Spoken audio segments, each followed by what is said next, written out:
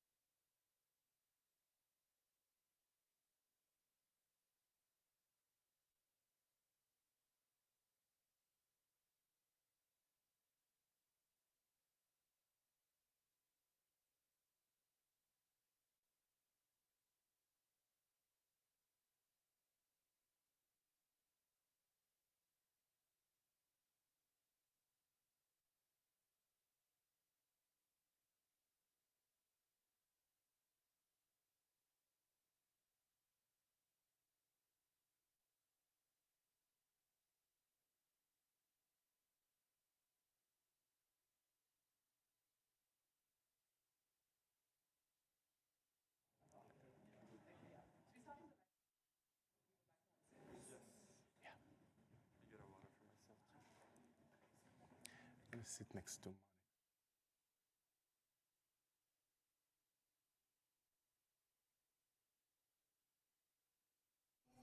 Monica.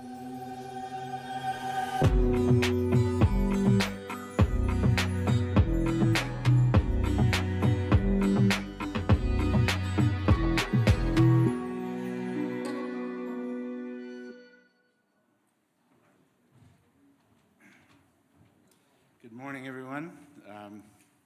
Thank you for being here. My name is Bruce Mau, and I'm the CEO of Massive Change Network. 20 years ago, we started a project called Massive Change, and it was about our capacity to change the world, our ability to confront the greatest challenges in human history, and to really design the solutions for those challenges. In that project, one of the areas that we focused on was urbanism. And in each of the galleries, in each of the kind of what we call design economies, we tried to understand what are we committed to, what are we actually doing. And in urbanism, we said we are building sustainable cities for all of humankind. This is 20 years ago. Since that time, huge numbers of people have been added to the world. We add about 1 million people a week net. And millions of people have moved to cities. But the way that we're doing those cities, the way that we're building them, is still really in the old model. It's an old way of thinking, and it has incredibly challenging impacts for climate change. About 5 years ago, I met a man named Dror Bendtschut, who you will meet in a moment, and he was working on a project that he called Supernature. And I was so inspired by what he was doing. He had a vision for really a new way of thinking about urban life, a new way of understanding our future in an urban context that didn't involve scraping life off of the earth in order to be able to build there, but rather integrating life, synthesizing with life, working in a living way to create a living city. And really a completely different paradigm. And it's not often that I can say that I see a new paradigm in a way of thinking about something. And this is one of those moments. So I'll introduce now Dror Bendtschut and the Supernature project. Thank you, Bruce. Good morning. What if there is a way for us to thrive ecologically, economically, socially, and in human behavior that we can implement right now? We like to say that we shape the environment, and in return, the environment shapes us. What is the type of environment that we would like to be shaped by? Today, 50% of the world population lives in cities. We live in grid-like cities. We live in boxes, climate-controlled boxes, completely isolated from one another, from the natural world, we do not have the connection that is one of human basic need to be united for all of life. This connection, a sense of empathy, a sense of belonging, is part of our rights.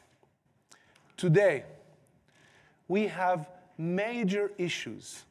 Loneliness is one of them, depression, massive issues of loss of communities in cities, disconnected from nature, and access of linear thinking that our cities create, and major issues of ecological destruction. What if there's a very different geometry in which we are able to build cities with? What if we understand that today we need to create homes for 4 billion people in the next 30 years? We are doubling the land coverage of cities somewhere in the next 20 years. We need to start thinking about those places differently. What if instead of subdividing our cities in the same Cartesian logic, in the same way of subdividing into blocks and squares, or should I say graveyard-like rows, what if we can think of a different geometry that allows us to connect to each other? So this is what we call ecological harmony, a way to reunite with our communities, a way to heal and nurture our people, a way to protect the biodiversity, a way to restore soil and carbon sink, and a way that is actually more cost-effective than the way that we're building today. So this is what we call ecological harmony. When we are basically looking at nature and understanding that in nature we see very different forms. Under the microscope and under the telescope, we see the same exact logic of geometry, which is basically the cell formations. The way that we look at cities today, and we understand that we love cities, we love the density of cities. They provide serendipity, culture, and opportunities, but they are not allowing us to create a sense of connection. So, if we look at this comparison and we realize that with the same exact area, we can build for the same exact density, but with a massive reduction in road and road infrastructure, and in return create enormous amount of natural area. So this diagram is not just about the plan of the community. It's also to understand that if we're thinking in three-dimensional way, what if our massing of our building is actually oriented towards the sun and shaped by the sun? So when we are thinking of the way that the buildings are conceived, we are able to bring into our environment a lot more light and create a lot more air and exposure. So when we live in a place where we don't actually face somebody else's window or a wall, but instead we are actually looking at hill formation, vegetated hill formation, and creating an actual topography with the built environment. So, knowing that we have a different way today, simply because we have the technological capabilities to do that. Up until only 25 years ago, we drafted by hand with rulers and pencils. Then we had a technology to replace that, but still working with the XYZ Cartesian logic. Today, we have softwares and capabilities and technological advancements that allows us to actually think differently about how we build. This is what we call bioplanning. When we realize that this is actually a different type of discipline that allows us to look at nature, ecological practices, and urban development practices in a different way. We've teamed up with some of the world's best subject matter experts that together allow us to study all of this approach and understand the benefits from traffic approaches to ecological practices, construction methodology, and we're actually debuting the very first publication of the bioplanning approach together with all of those experts. And together with some of the best construction companies in the world, we've recently determined that it's actually faster and more cost-effective to build in this kind of logic than any other geometry that we've built until now. So, let's look at a couple of examples and a couple of benefits. Same exact example that I brought before, but in a three-dimensional way, you can see that we can actually create the same amount of volumetric mass with a massive reduction of road, massive increase in natural area. This is the same exact logic in much lower density, so the same amount of houses on the left and the same amount of houses on the right in same sizes, and you can see the enormous increase in natural spaces that is between the communities. So our kids do not need to cross a road to get to a park or play in a parking lot, but actually have a natural area to connect and be a part of. So, same exact built area, half the amount of road, and double the amount of green spaces. Same exact logic, much higher density. 55% built area, half the amount of road, double the amount. So this is some of the example of some of the places that we are currently working on in various parts of the world, in various density, in various climates. And it's clear to us that this logic is very different than the way that we are experiencing cities today. Let's talk about transportation and mobility. For the very first time, we are able to move around completely separated from vehicular circulation. So we can actually walk from one inner cell to the other and go for hour-long run without actually ever interacting with traffic. Let's look at the experience of vehicular circulation.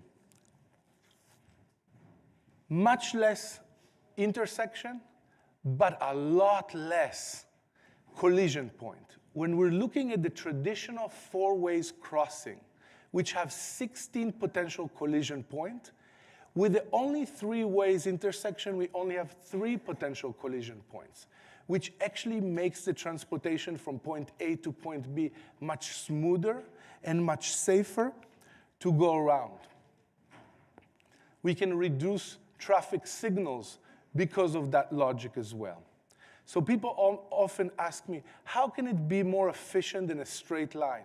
Well, a straight line that have multiple intersections at every block is a lot less efficient than when you basically flow into the environment and merge into traffic and merge out of traffic.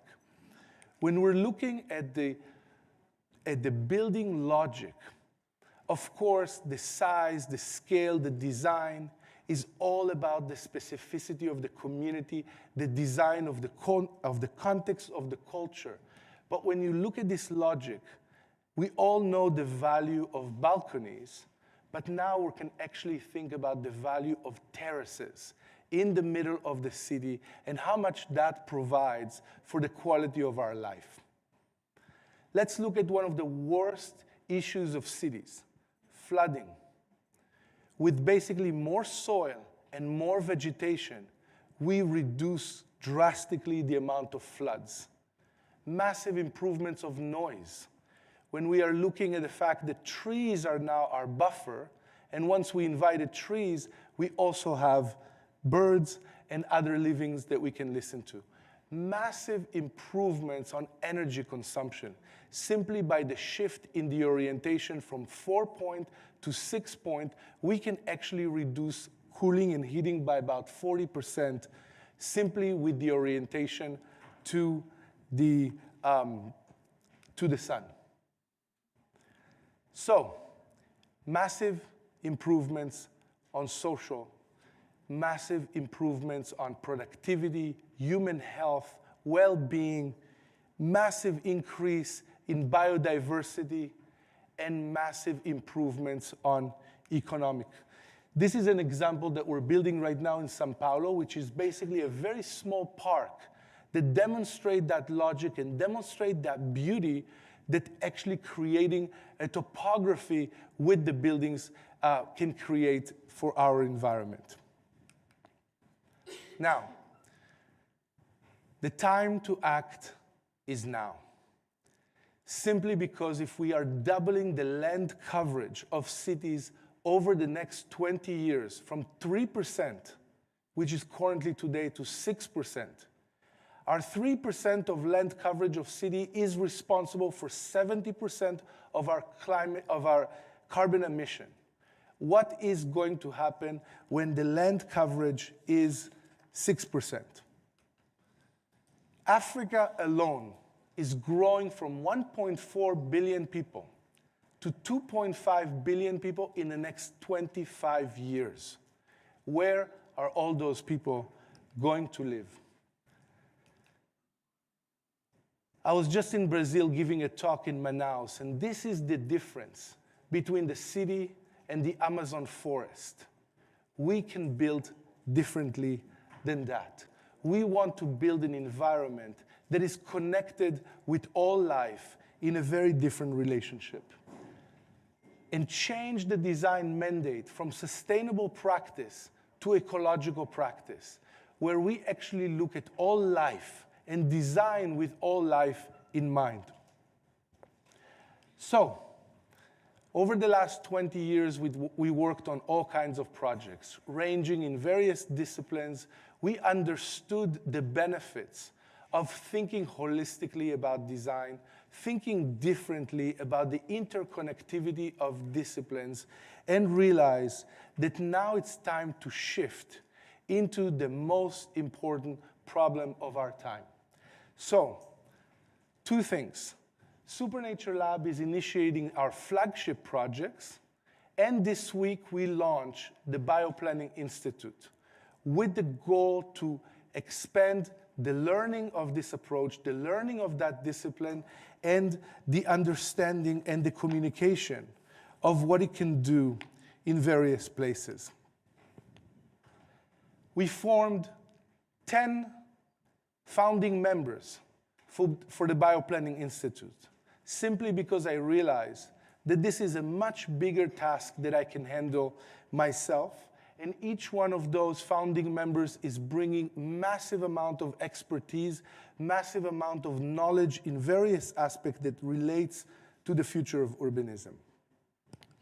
But what can be a better place than launching it here in the UAE? What can be a better place? A place that already showed the world that we are motivated by our dreams, that we are able to create what we can imagine. A country that has built so much in the past few decades. When I realized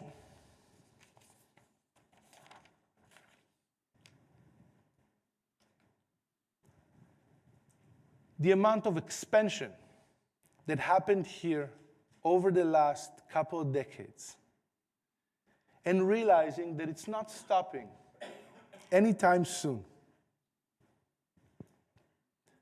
A country that built the most iconic skyline is also the country that can build iconic skyline with ecological focus, with ecological attention, with a leader that is beloved by the people, with a leader that understands the power of education, science, and art, and the power of envisioning a different reality.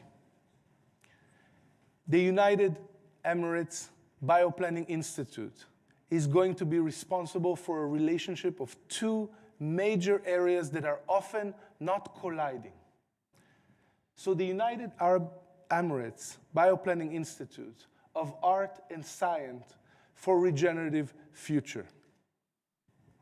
When we're thinking about the power of vision, I want to share with you a side story. The way to start is to bring some of the best minds, some of the best talent that have contributed already to the country in previous decades. And I want to show you a story that started for me 15 years ago here, when I was asked to think about a piece of island off the coast of Abu Dhabi. I created this vision in a few weeks, showed it to the developers and the ruling prince, and he said, I want to build this. 6 months later, we opened a sales office on the island. We broke the record of the most expensive residential ever sold in the UAE, and a project that was intended to be $150 million became $976 million of sales in 3 days. That's the power of visions. That's the power of dreams in a country that knows how to translate dreams into reality in a very short period of time. So if we could have done it then, where this was my very first architectural project, my very first built architectural projects, imagine what we can do if we are basically inviting the best talent. Oh, 1 second. If we are inviting the best talent to dream with us, to create regenerative visions for the future of the UAE. We've already in discussion with Asulin about publishing a book that will cover all of those ideas, that will basically bring all of those visions. We are intending to create an interactive exhibition that will highlight this approach, that will basically share those approach and actually create a documentary series to basically highlight all of those things into one of the best formats, which is cinema. Next to the art side, the scientific side, the ability to create a research grant to accelerate this discipline and share with the world our finding about how we actually evolved in all of those benefits that I mentioned today through the scale of an entire nation. Impact analysis is extremely important. We have to create comparable feasibility analysis for every aspect that we are doing. And we can do it at scale with this kind of logic. And being a knowledge hub for all of the participants that the built environments require. So, I want to leave you with a thought. A week ago, when I was preparing to come here, I thought about all of those recorded speeches that we are giving. How are we going to be remembered by our children, by our grandchildren? How are we going to remember by what we've done today and the contribution that we've done for the future of our generation? This is the legacy that we are able to bring. Thank you very much.